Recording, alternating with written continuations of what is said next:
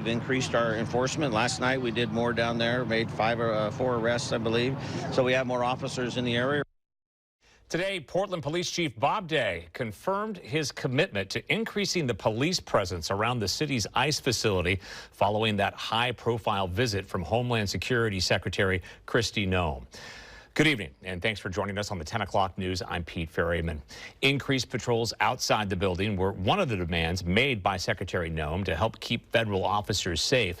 Fox 12's Michaela Armstrong joins us now live from the ICE facility in South Portland on how some people out there are reacting to news of this change. Michaela?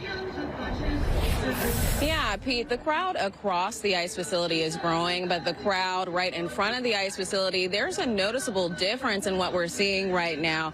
Over the past few days, we've seen a few dozen people right in front of the ICE facility. As you can see, there is less than that tonight.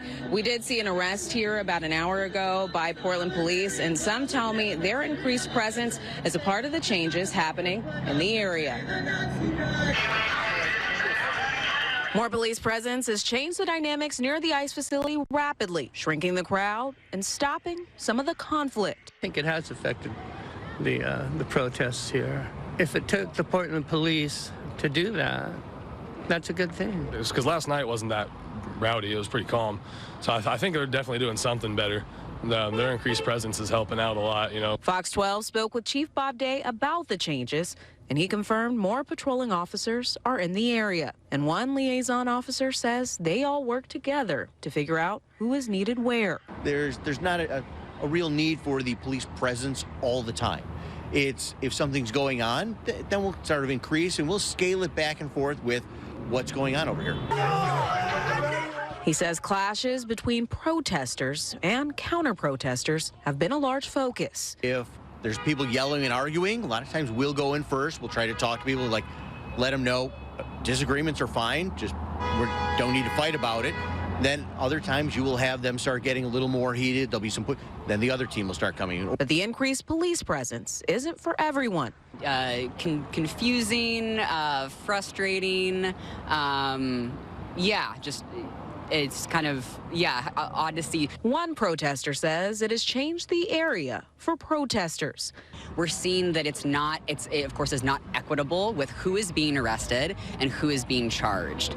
And it's safety, seeing people speed right past the cops very quickly, almost knocking people over, and they do nothing. It doesn't bring safety. It doesn't bring safety to the space as much as maybe it should be, or ideally it should be in some way, but it just doesn't. While a counter-protester says these changes are for the better, like the removal of a campsite that was there for months, and more arrests happening by police near the facility. Getting pretty nasty, right? And I think they just needed to clean it up, and that's what they did. I think it did change, for sure, yeah. Chief Day says he is continuing to find a solution for down here and figure out if there are any alternatives. But as of right now, there are more officers in the area. In South Portland, Michaela Armstrong, Fox 12 Oregon.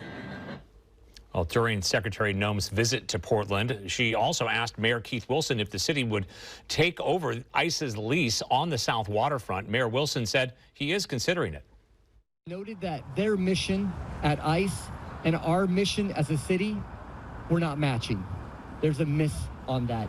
So we explained to them that that location might be not good for what their mission is. It certainly isn't helping our city or our mission. And Wilson even suggested that Noem relocate ICE out of Multnomah County. While the lease arrangement is not a done deal, it is a conversation that the mayor is having with the city council. A federal ruling could come any time now that could either block or pave the way for Oregon National Guard troops to deploy in Portland. Today's emergency hearing in the 9th U.S. Circuit Court of Appeals centered around the temporary restraining order keeping the Oregon Guard out of the city and whether to overturn it. 2 of the 3 judges on the appellate panel seemed skeptical of the TRO granted last week by Judge Karen Emmergut of the U.S. District Court in Oregon. Judges Ryan Nelson and Bridget Bade were each appointed by President Trump during his first administration. And they had tough questions for Stacey Chaffin, the attorney representing Portland and Oregon. When pressed by Judge Nelson about reports of violence amid protests, Chaffin pointed to prosecutions as evidence that sending the Guard is not necessary, while Eric MacArthur, the attorney for the federal government, presented a very different analysis. The situations that we're talking about, even the situations where it unfortunately could include an assault on a federal officer, that's a crime. That's a crime that was handled. They were arrested, and I understand that the U.S. Attorney's Office had 22, they're prosecuting 22 defendants. That's how this process is supposed to work. This is hardly the peaceful and sedate crowd that plaintiffs tried to make it out to be. These are violent people. And if at any point we let down our guard, there is a serious risk of ongoing violence. And at some point, the president is entitled, when his subordinates are telling him, we are overstretched, this is unsustainable, the officers aren't available to do their jobs. The panel took the case under advisement and will issue a ruling in the coming days.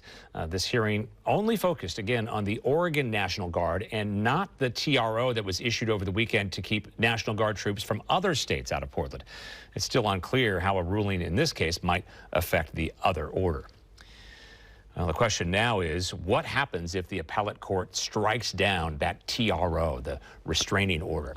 Fox 12's Anna Katayama spoke with a political science professor at Portland State University and has more on what we might expect next. Anna?